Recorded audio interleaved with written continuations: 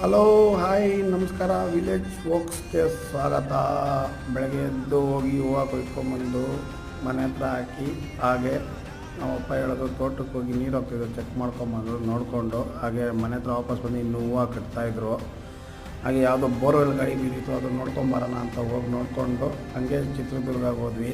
ಹೋಗಿ ಮಂಜುನಾಥನ ಕೆಲಸ ಮುಗಿಸ್ಕೊಂಡು ಹಾಗೆ ಹೂವಿನ ಮಾರ್ಕೆಟ್ಗೆ ಹೋದ್ವಿ. ಅಷ್ಟೊತ್ತಿಗೆ ನಮ್ಮ ಶರತ್ ಹೂವು ತೊಗೊಬಂದು ಸೇಲಾಗಿತ್ತು.